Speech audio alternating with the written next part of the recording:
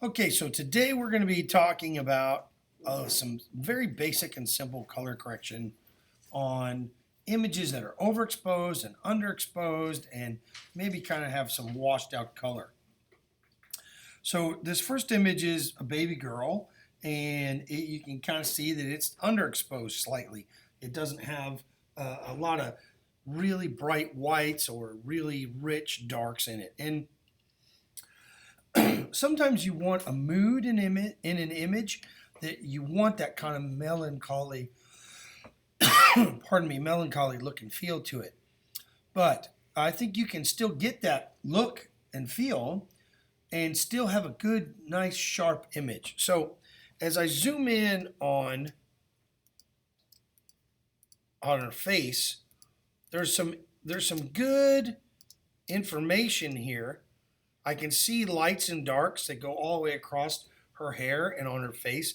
There's not enough exposure here that really capitalizes on that contrast. So one of the first things that I do when I open up just about any image is I take a look at the levels on that image and try to utilize that.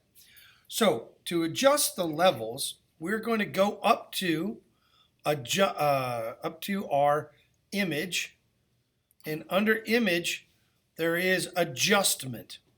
And in adjustments you can do a lot. You can brightness and contrast, levels, curves, exposure, vibrance, hue, saturation. There's just a ton of things that we can do. But what I like to do as a basic is I go to the levels. I adjust the levels. Or the shortcut key is Command L. And when you do that, it brings up this histogram. This is called a histogram. And I'm going to zoom in on that just a little bit for my class, for you guys. And you can see on this histogram, what a histogram is this is a record of information that is actually in this image. Okay, so if we look at this little slider right here, this little point, that is showing the black. That is referring to the darkest darks, the absolute black on this image. And as I go across towards the middle, this handle represents the gray, mid-tone gray, right in the middle of between white and black. And if we go all the way over to the other side, we have, what do you think that is, guys? White, all white. So when we count up on a computer, it is able to break down our levels of gray, if you will, to 256. If you'll notice, look under the white handle. It says 255. And then if you count 0 as a number, then that adds up to a total of 256 levels of gray in that image, okay? Right now we're dealing with the overall gray because I have the channel up at the top set to RGB, okay, which is a composite of this image. We can look at just the red and just the green and just the blue, and each one of those has its own levels from 0 to 255. In other words, from black to pure blue, from black to pure green, and black to from white to pure blue, and from white to pure green, and from white to pure red. Okay, what we're just going to be dealing with the composites first. So this histogram is showing how much information is distributed and how it's distributed across those levels. So looking at that histogram, where would you say is most of the information? Around what color? Around that mid-tone gray, right? Because look at that big peak. We've got a great big peak right there in our midtones. So, yeah, so we have a dominant of that gray, and we don't have very much black. Look at the pure blacks on there, right?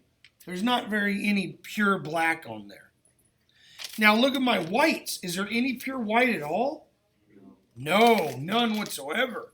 So the very first thing I do, one of the simplest things to do, is I'm going to grab this slider handle, this white handle. I'm going to zoom in a little bit more. And I'm going to begin to slide it to the left to increase the white. Watch what happens to the image of the girl as I'm sliding this to the left. No, look at the white in her eyes. Look at the highlights on the towel. They start to pop a little bit. Now, if I keep going, what happens? It's overexposed. I start blowing it out. I start losing information. Well, why is that? Well, what's happening is I'm telling the computer, okay, everything from this point to the right, I want you to make this color of gray absolute white. So that means anything from here and lighter in color, you're going to make it absolute white.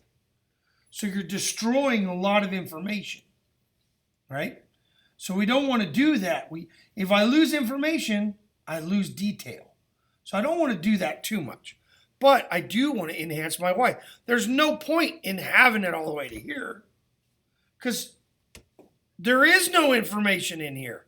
There is no light. So I'm going to bring it all the way. And look, there's like 1 point of light there. There's very little. So I'm going to bring it till it starts to arc a little bit. And that's probably pretty good right there. I'm starting to get some light, some information on her face, and I'm not blowing out any cheeks or her eyeballs or anything like that. Now I'm going to do the same thing on the black. Now we do have some black, but we don't have very much. So I'm going to grab that handle and I'm going to slide it to the right. Now notice the little girl. Look at her hair. See how it's getting a little darker? Her eyes are getting a little deeper. Look at the folds in the towel. They're getting a little richer in color. Okay? So at this point, I might want to adjust my grays a little bit. I think that maybe I made it a little too dark. And I'm losing some detail. I'm losing some detail in her hair. So I'm going to come in here and I'm going to slide the gray towards the light and see what happens. Oh, I'm making it darker.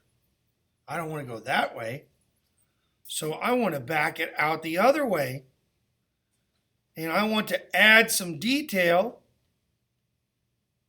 into her hair and in the towel. And I think that looks pretty good. So I'm going to say, okay. Now let's zoom in on her face. A little too close. But that's not too bad. We can see some highlights in her hair. Her eyes, there's still some highlights in there. We can still see the food on her face. And we've got some nice rich color in that towel. Some good color and some nice little highlights in there. So that's pretty good. Do a Command 0, get us back to normal. So I think that's a pretty good job right there. I think that does well. Okay.